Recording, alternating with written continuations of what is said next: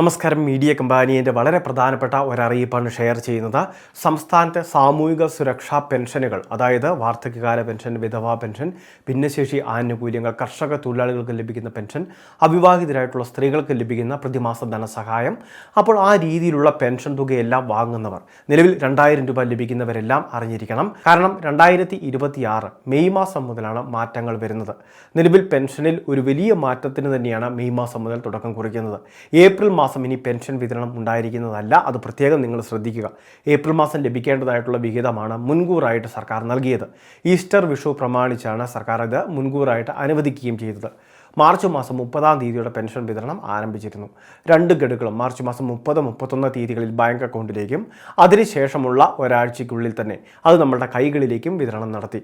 കേന്ദ്ര സർക്കാരിൻ്റെ പെൻഷൻ വിഹിതമായിട്ട് ലഭിക്കേണ്ട 200 മുതൽ 500 രൂപ വരെയുള്ള സഹായം 2 മാസത്തെ തുക ഒരുമിച്ച് കൂടി വന്നപ്പോൾ അത് 1000 രൂപ വരെ പരമാവധി ഗുണഭോക്താക്കളുടെ അക്കൗണ്ടിലേക്ക് ലഭിച്ചിട്ടുണ്ട്. ആധാരമായിട്ട് സീഡ് ചെയ്തിട്ടുള്ള ബാങ്ക് അക്കൗണ്ടിലേക്കാണ് ഈ ഒരു സഹായം ലഭിക്കുക. ഇനി പെൻഷൻ വാങ്ങുന്നവർക്ക് വരുന്ന മാറ്റങ്ങൾ 2026 മെയ് മാസം മുതൽ പെൻഷനിൽ വർധനവ് ഉൾപ്പെടെയുള്ള കാര്യങ്ങളുണ്ടാകും. അതായത് നിലവിൽ ഇപ്പോൾ നൽകിക്കൊണ്ടിരിക്കുന്ന 2000 രൂപ പ്രതിമാസ പെൻഷൻ തുകയിൽ വർധനവ് ഏർപ്പെടുത്തി. അതായത് 3000 രൂപയിലേക്കാണ് പെൻഷൻ തുക വരുന്നത്. അതായത് ഇനി അങ്ങനെ വരുമ്പോൾ ഓരോ വ്യക്തികൾക്ക് ലഭിക്കുക പ്രതിമാസം 3000 രൂപ വീതമുള്ള ധനസഹായമായിരിക്കും. തുടർന്ന് അങ്ങോട്ട്, അതായത് വരുന്ന 5 വർഷക്കാലത്തേക്ക് 3000 എന്ന് പറയുന്ന ഒരു നിരക്കിൽ തന്നെയായിരിക്കും പെൻഷൻ വിതരണം നടത്തുക. നിലവിൽ ലഭിക്കുന്ന തുകയിൽ മാറ്റങ്ങളൊന്നും പിന്നീട് ഉണ്ടാവുന്നതല്ല. അതായത് തുക പടിപടിയായിട്ട് ഉയർത്തി നിശ്ചിത നിരക്കിലേക്ക് വർദ്ധിപ്പിക്കും എന്നൊരു വാഗ്ദാനമല്ല വിവിധ മുന്നണികൾ നൽകിയിട്ടുള്ളത്. അതായത് അടിസ്ഥാന പെൻഷനായിട്ട്, മിനിമം പെൻഷനായിട്ട് 3000 എന്നൊരു രീതി അത് സ്ഥിരമായിട്ട് തുടരും എന്നൊരു അറിയിപ്പാണ് പ്രകടന പത്രികയിലൂടെ എല്ലാ മുന്നണികളും അറിയിച്ചിട്ടുള്ളത്. അതുകൊണ്ട് തന്നെ ആ ഒരു രീതിയിലായിരിക്കും നമുക്ക് പെൻഷൻ തുക ലഭിക്കുന്നത്.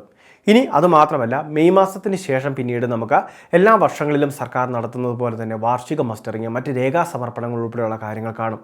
63 ലക്ഷം വരുന്ന ആളുകൾക്കാണ് നിലവിൽ സഹായങ്ങൾ ലഭിച്ചുകൊണ്ടിരിക്കുന്നത്. അപ്പോൾ ഇവരിൽ തന്നെ അനർഹമായിട്ട് ആനുകൂല്യം വാങ്ങുന്നവരും കണ്ടേക്കാം.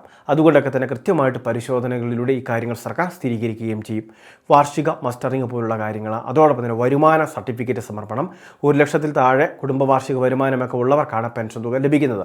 അതുകൊണ്ട് തന്നെ വാർഷിക വരുമാന സർട്ടിഫിക്കറ്റ് സമർപ്പണങ്ങൾ, അപ്പോൾ അങ്ങനെയുള്ള പല കാര്യങ്ങളും ഇതിൻ്റെ ഭാഗമായിട്ട് ഇനി തുടരുക തന്നെ ചെയ്യും.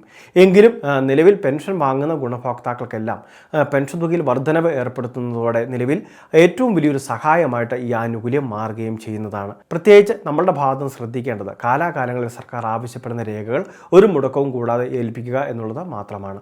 അപ്പോൾ പെൻഷൻ വാങ്ങുന്നവരെല്ലാം ഈ കാര്യങ്ങൾ ശ്രദ്ധിക്കുക.